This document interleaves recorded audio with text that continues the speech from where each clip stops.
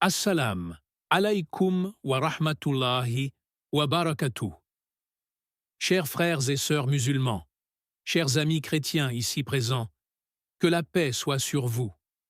Je vous remercie d'être venus si nombreux pour ce moment d'échange.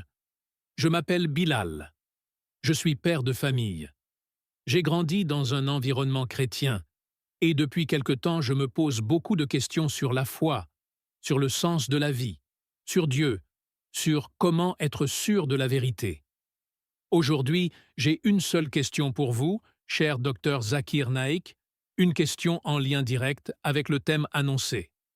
J'embrasse l'islam si tu réponds correctement à mes 3 questions. Même si je ne vais poser qu'une seule 3 questions aujourd'hui, elles résument toutes mes interrogations. Pourquoi tant de personnes, après vous avoir écouté, finissent-elles par accepter l'islam? Qu'est-ce qu'elles découvrent réellement? Quelle vérité transforme leur cœur? Je vous remercie d'accepter d'y répondre devant nous tous. Wa alayka assalam wa rahmatullahi wa barakatuh, cher Bilal. Que la paix, la miséricorde et la bénédiction du Tout-Puissant Allah soient sur toi et sur toute l'assistance, qu'ils soient musulmans ou chrétiens. Je te remercie pour ta question, car elle touche profondément au cœur même de la quête spirituelle humaine. Qu'est-ce qui pousse un homme ou une femme à reconnaître la vérité? Qu'est-ce qui les conduit à abandonner parfois des croyances suivies depuis l'enfance pour embrasser une nouvelle voie, Aracinthe? Très souvent, Bilal, les personnes qui disent « j'accepte l'islam après avoir découvert cette vérité » ne parlent pas d'une magie, ni d'une pression, ni d'une influence, mais d'une prise de conscience rationnelle, spirituelle et scripturaire après un examen honnête des faits. Permets-moi de répondre de manière large, détaillée et claire en m'appuyant sur les paroles d'Allah, le Tout-Puissant, et sur les enseignements du prophète Muhammad. Tout d'abord, Bilal, ce qu'un grand nombre de personnes découvrent en écoutant les arguments de la vérité, c'est que l'islam n'est pas une nouvelle religion ou une religion étrangère. L'islam est le message primordial transmis par tous les prophètes depuis l'aube de l'humanité. Allah dit dans le Coran, sourate 3, verset 19, « Certes, la religion auprès d'Allah, c'est l'islam. » Ici, le mot « islam » ne désigne pas une identité culturelle, mais la soumission volontaire à Dieu, l'adoration du Créateur unique sans lui associer de partenaire. C'est pourquoi, lorsque je parle avec des chrétiens, je commence toujours par rappeler que Jésus, Issa, paix sur lui, n'a jamais prétendu être Dieu. Il n'a jamais demandé qu'on l'adore. Il n'a jamais enseigné la Trinité. Il a constamment affirmé l'unicité pure et absolue d'Allah. Dans l'Évangile selon Marc, chapitre 12, verset 29, Jésus dit « Écoute Israël, le Seigneur notre Dieu est l'unique Seigneur. » C'est exactement ce que proclame l'islam. Allah est unique, sans égal, sans associé. Et dans le Coran, Allah dit, sourate 112, dit « Il est Allah, unique. Allah, le seul à être imploré pour ce que nous désirons. Il n'a jamais engendré, n'a pas été engendré, et nul n'est égal à lui. » Et quand les gens entendent cela, Bilal, il découvre quelque chose de fondamental. L'islam n'est pas en contradiction avec Jésus. L'islam est en accord avec le message véritable de Jésus. Deuxièmement, ceux qui acceptent l'islam sont souvent touchés par la clarté, la cohérence et la pureté du message du Coran. Ce livre n'a pas été modifié, altéré ou retravaillé au cours des siècles. Allah dit dans la sourate 15, verset 9, « C'est nous qui avons fait descendre le rappel et c'est nous qui en sommes gardiens. » Le texte du Coran récité aujourd'hui est exactement le même que celui récité par le prophète Muhammad il y a plus de 14 siècles. Une seule version, une seule langue, une seule prononciation, une seule structure. Pas d'édition numéro 1, numéro 2 ou numéro 30, pas de réforme, pas de concile, pas de sélection arbitraire des livres. Un seul livre intact. Troisièmement, beaucoup de personnes découvrent la logique de l'islam. Un exemple simple. Si Dieu est tout-puissant, pourquoi aurait-il besoin d'avoir un fils? Pourquoi Dieu aurait-il besoin d'incarner une partie de lui-même dans un être humain, d'être soumis à la faim, au sommeil, à la fatigue, à la mort? Le Créateur de l'univers ne peut pas être limité par une forme humaine.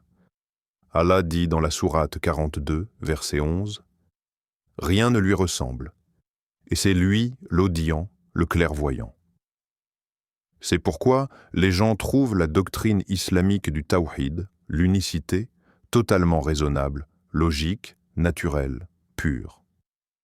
Quatrièmement, Bilal, ce que les gens découvrent en posant des questions, c'est que l'islam répond à toutes les interrogations essentielles de l'existence.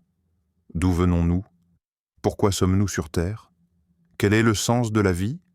Que devient l'homme après la mort? Le Coran répond à ces questions avec clarté. Allah dit dans la sourate 51, verset 56, « Je n'ai créé les djinns et les hommes que pour qu'ils m'adorent. » Cela montre le but de l'existence. Connaître Allah, le reconnaître comme Seigneur unique, l'adorer, et vivre une vie de justice, de compassion et de droiture. Cinquièmement, beaucoup de gens découvrent que l'islam est une religion qui éduque, qui discipline, qui élève l'être humain.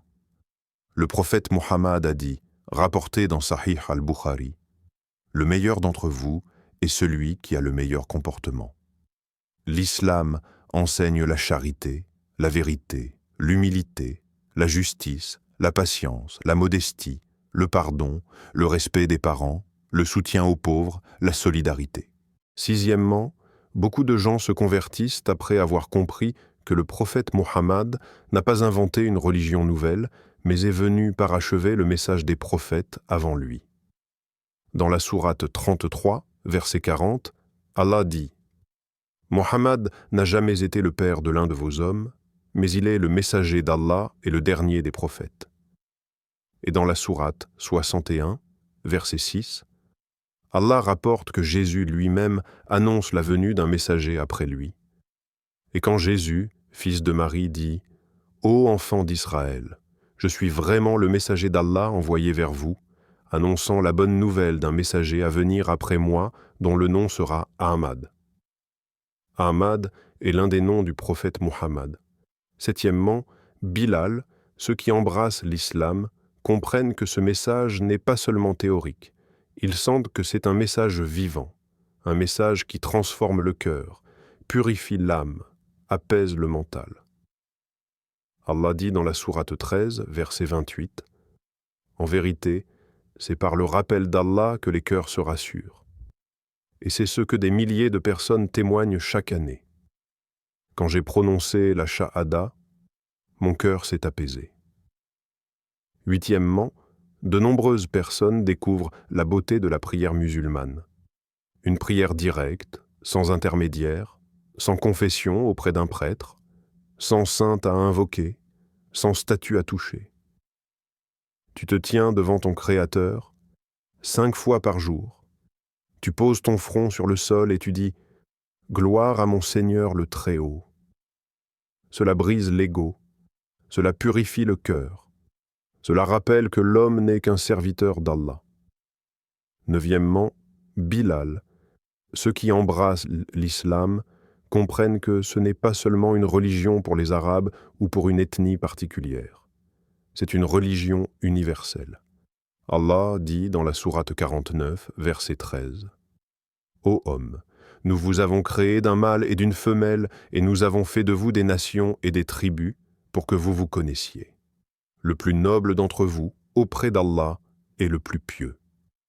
Pas le plus riche, pas le plus blanc, pas le plus noir, pas le plus arabe, le plus pieux. » Dixièmement, ceux qui acceptent l'islam découvrent que le prophète Muhammad a annoncé de nombreux miracles scientifiques dans le Coran et les hadiths, révélation confirmée plus tard par la science moderne.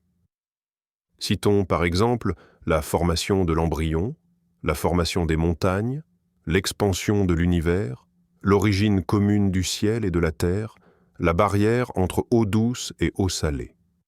Bilal, je pourrais citer des dizaines et des dizaines d'autres raisons encore. Je pourrais parler de la cohérence historique de l'islam, de la justice de la charia, du réalisme des lois islamiques concernant la famille, l'économie, la société. Je pourrais aussi parler de la simplicité d'entrer dans l'islam. On reconnaît Allah comme unique, Muhammad comme son messager, et on essaie d'améliorer son comportement. C'est tout. Pas de baptême, pas de rite complexe, pas d'intermédiaire humain entre toi et ton Seigneur. Beaucoup de gens me disent « Docteur Zakir, j'ai découvert que l'islam répondait à mes questions, que l'islam est cohérent, que l'islam est logique. Mais ce qui m'a touché le plus, c'est sa sincérité, sa simplicité, sa pureté. » Et toi, Bilal, tu me demandes, quelle vérité découvre-t-il?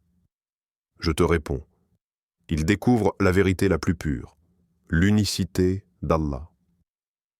Il découvre que ce Dieu unique n'est pas un Dieu compliqué, pas un Dieu divisé, pas un Dieu incarné, mais un Dieu parfait, absolu, transcendant, miséricordieux. Il découvre que les prophètes sont des hommes, pas des dieux.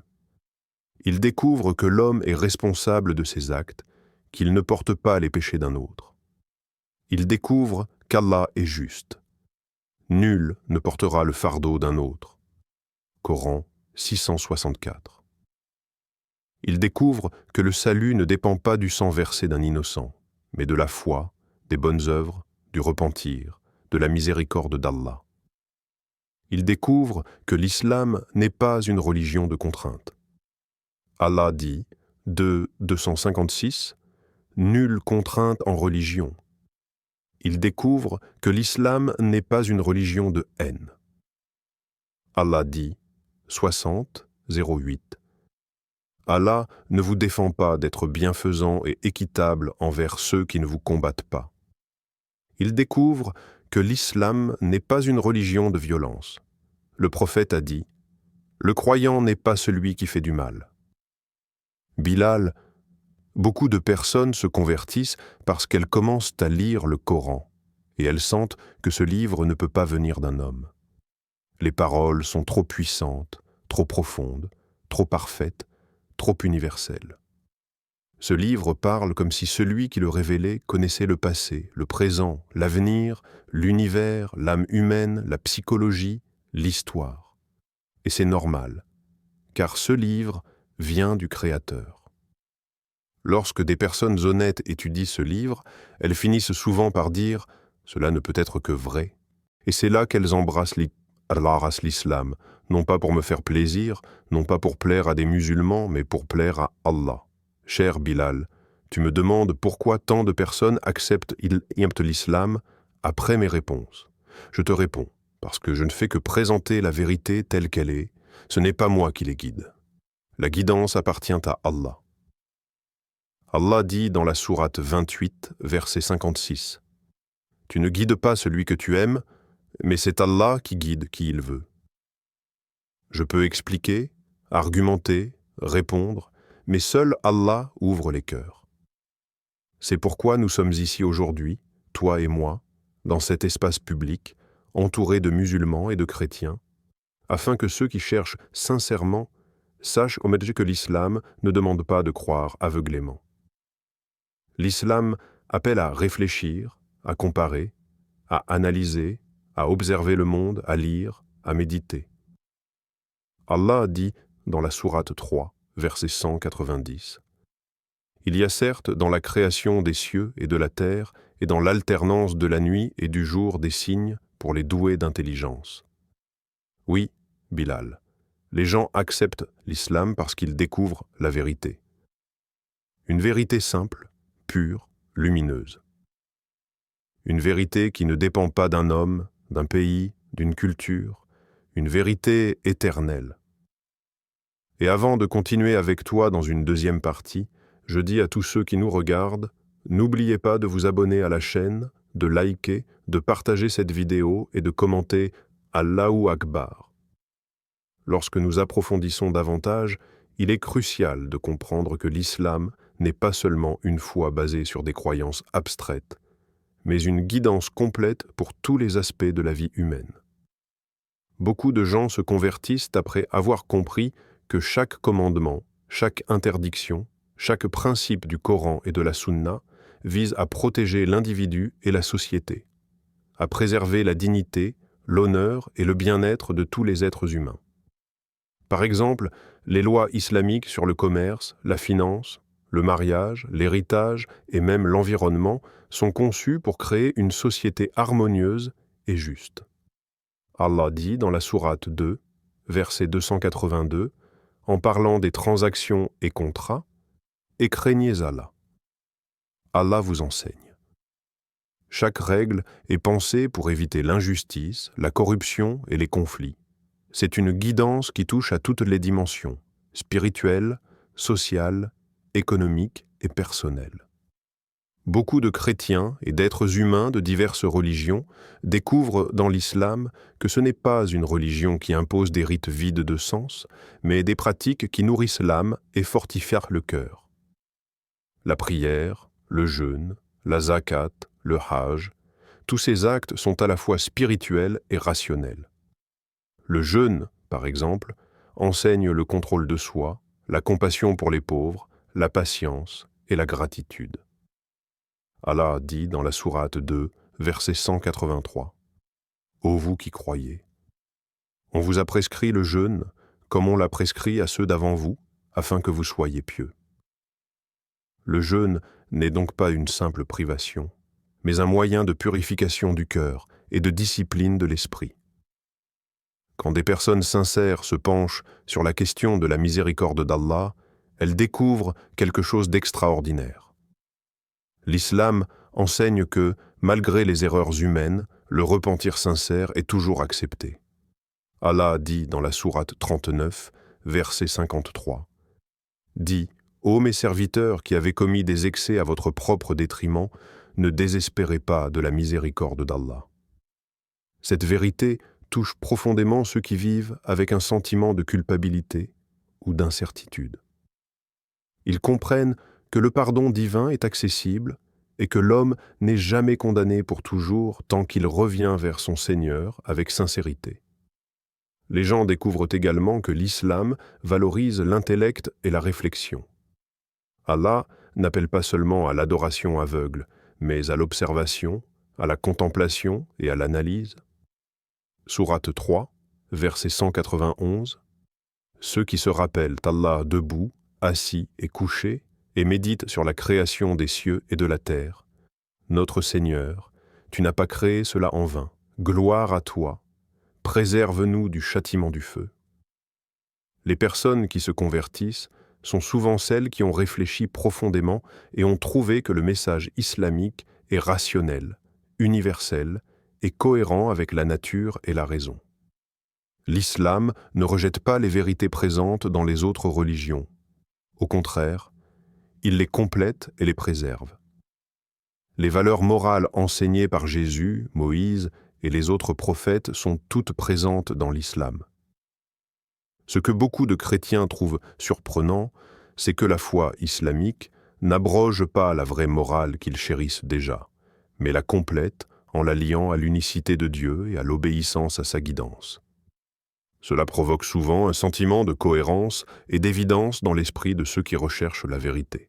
Une autre vérité qui attire beaucoup de gens est la simplicité et la directeté de la foi. Dans l'islam, on ne demande pas d'adorer des statues, de pratiquer des rites compliqués ou de dépendre de médiateurs humains. Chaque musulman peut s'adresser directement à Allah en utilisant des prières simples mais puissantes, comme le dhikr, et en observant la prière quotidienne prescrite. La relation directe avec le Créateur, sans intermédiaire, crée un sentiment de responsabilité personnelle et de liberté spirituelle qui touche profondément ceux qui cherchent la sincérité dans leur foi. Beaucoup sont également impressionnés par le concept islamique de justice et d'équité. L'islam enseigne que toutes les actions humaines seront jugées équitablement et que personne ne sera lésé. Allah dit dans la sourate 4, verset 40, « Certes, Allah ne fait aucune injustice, même du poids d'un atome. » Cette idée de justice parfaite contraste avec la perception que certaines religions ont d'un salut conditionné par la naissance, l'ethnie ou des rites spécifiques. Les gens trouvent que l'islam offre une égalité universelle devant le Créateur, ce qui est profondément émouvant et logique.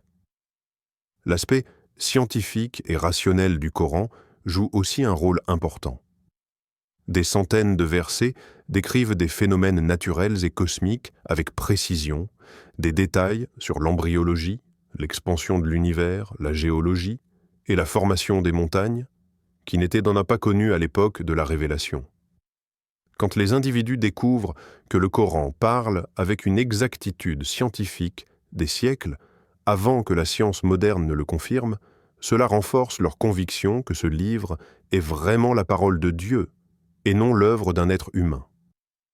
Ce qui attire encore davantage, c'est le message universel et intemporel de l'islam. La religion ne se limite pas à un peuple, une langue ou une époque. Allah dit dans la sourate 21, verset 107, « Nous ne t'avons envoyé qu'en miséricorde pour l'univers. » Le prophète Muhammad est venu pour tous les hommes et toutes les femmes, et les principes qu'il a enseignés sont applicables partout et à tout moment. Les gens découvrent que cette universalité rend l'islam pertinent pour chaque cœur sincère, quelle que soit sa culture ou son origine. Lorsqu'ils examinent la vie du prophète, les gens réalisent que son exemple est pratique et inspirant. Il a vécu avec humilité, patience, justice et miséricorde. Ses enseignements ne sont pas des idéaux abstraits, mais des guides pour chaque situation de la vie quotidienne. Comment traiter les autres avec respect, comment élever ses enfants, comment gérer ses finances, comment se comporter dans la société. Tout est orienté vers la perfection morale et spirituelle. De nombreuses personnes découvrent également que la foi islamique ne se limite pas à l'individu, mais inclut la responsabilité sociale. La zakat, les dons, le soutien aux pauvres et aux nécessiteux, le respect des droits de tous, la justice sociale sont au cœur de l'islam. Ils trouvent que la religion ne demande pas seulement une relation personnelle avec Dieu, mais un engagement actif pour améliorer le monde autour d'eux, ce qui transforme non seulement l'individu, mais la société entière. Le rôle du repentir et de la miséricorde d'Allah est aussi crucial. Beaucoup de personnes viennent avec des cœurs chargés de péchés, de doutes et de remords, et découvrent que l'islam ouvre toujours une voie vers le pardon.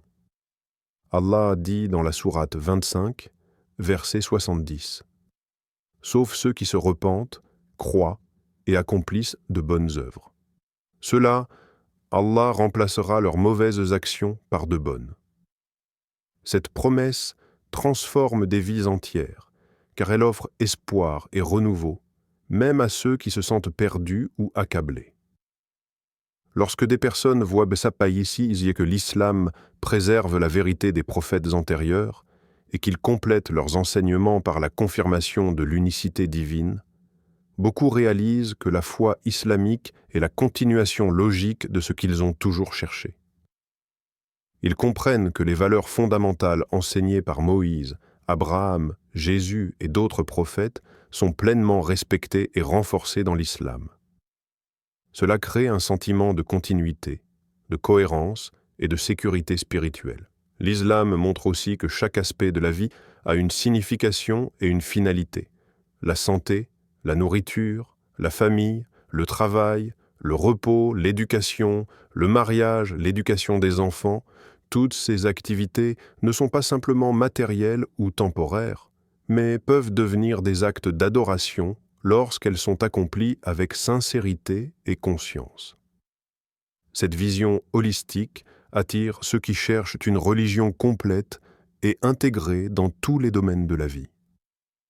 Beaucoup trouvent également un grand réconfort dans les invocations et les supplications. Le Coran et la Sunna offrent des milliers de mots pour dialoguer avec Allah. Ils découvrent que la prière n'est pas seulement un rituel formel, mais une conversation intime avec le Créateur, qui apporte paix intérieure et clarté d'esprit. Cela transforme le cœur et renforce la foi, car la personne ne se sent plus seule face aux défis de la vie.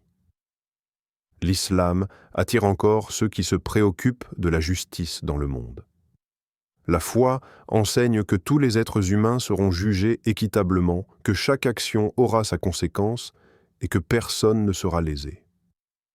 Cela crée un sens profond de responsabilité et d'équité, et les gens se sentent rassurés que le Créateur est parfaitement juste et miséricordieux. Beaucoup de personnes découvrent que l'islam ne condamne pas l'intellect ou le raisonnement, mais les encourage.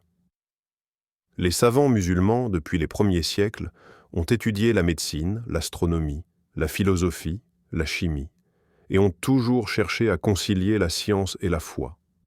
L'islam ne craint pas la réflexion, la critique constructive ou l'observation du monde. Cela attire ceux qui veulent une foi qui ne soit pas en conflit avec la raison. Le Coran aborde également les questions de l'au-delà de manière réaliste et motivante. Il explique le paradis et l'enfer, non pas comme des fables, mais comme des conséquences de nos choix, de nos actions et de notre engagement envers le bien et la vérité. Ceux qui sont honnêtes dans leur recherche spirituelle comprennent que cette vision apporte un sens profond à leur existence et à leurs efforts dans cette vie. Ainsi, Bilal.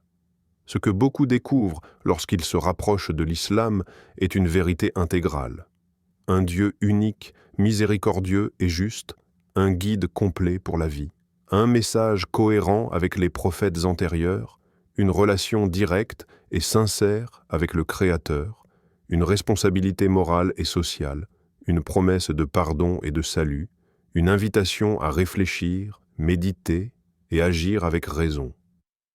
C'est cette combinaison de raison, de foi, de guidance morale, de justice et de miséricorde qui conduit les cœurs vers l'islam et qui transforme profondément ceux qui acceptent la vérité.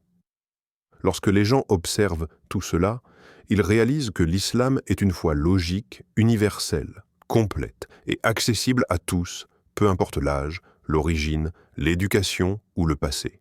Cette découverte n'est pas seulement intellectuelle, mais émotionnelle et spirituelle, car elle touche le cœur, apaise l'esprit et inspire l'âme. C'est pour toutes ces raisons, Bilal, que tant de personnes, après avoir écouté attentivement, après avoir réfléchi et comparé, choisissent d'embrasser l'islam, convaincus que c'est le chemin de la vérité et de la guidance divine. Ils découvrent que le message du Coran n'est pas seulement pour écouter, mais pour comprendre, méditer, appliquer et transmettre. Ils voient que le prophète Mohammed n'a jamais imposé la foi, mais a présenté la vérité avec patience, clarté et miséricorde. Ils voient que la foi islamique appelle à la justice, à l'éducation, à la compassion et à la transformation intérieure. Et c'est cette combinaison unique de guidance, de vérité et de beauté qui touche profondément ceux qui sont sincères dans leur recherche et les conduit à dire avec conviction « Oui, j'accepte l'islam, car j'ai trouvé la vérité. » Cher Dr Zakir Naik, je tiens à vous remercier sincèrement pour le temps que vous m'avez accordé et pour la clarté de vos explications. Chaque mot que vous avez prononcé, chaque verset du Coran que vous avez cité, chaque hadith que vous avez rappelé, m'a permis de comprendre de manière plus profonde la beauté et la vérité de l'islam. Aujourd'hui, je me sens guidé, apaisé et surtout rempli d'une conviction que je n'avais jamais connue auparavant. La rigueur de votre démonstration, la logique, la cohérence et la douceur avec lesquelles vous avez présenté chaque aspect de la foi ont dissipé toutes mes incertitudes. Je réalise que l'islam n'est pas seulement un ensemble de rites ou de croyances, mais un mode de vie complet, intégral et universel, capable de répondre aux besoins de l'âme et de la raison. Je suis profondément reconnaissant d'avoir eu l'opportunité de discuter directement avec vous, d'entendre la sagesse que vous transmettez à travers le Coran et la Sunna. Qu'Allah te bénisse, cher professeur Dr Zakir Naik, pour votre patience, votre savoir et votre dévouement à la diffusion de la vérité.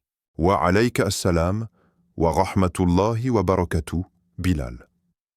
Je te remercie infiniment pour tes paroles sincères et touchantes. C'est toujours un immense privilège et une grande joie pour moi de dialoguer avec une personne aussi sincère et désireuse de comprendre la vérité.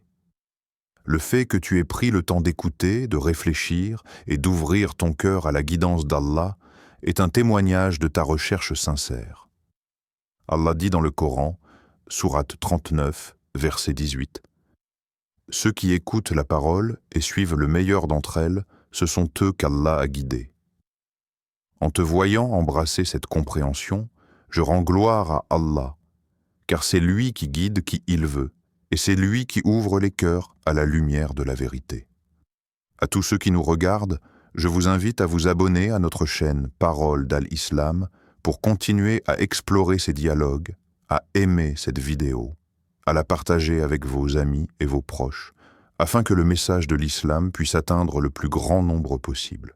N'hésitez pas à participer dans les commentaires, à poser vos questions sur les sujets abordés, sur le Coran, la Sunna, et sur toute préoccupation que vous avez concernant votre chemin spirituel.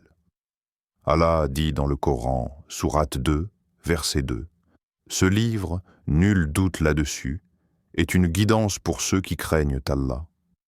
Nous espérons que ces échanges sincères vous permettront, à vous aussi, de trouver des réponses claires et un chemin vers la vérité. Merci encore Bilal pour ta franchise et ta sincérité, et merci à chacun d'entre vous pour votre présence et votre intérêt. Qu'Allah vous bénisse tous et vous guide sur le chemin de la droiture.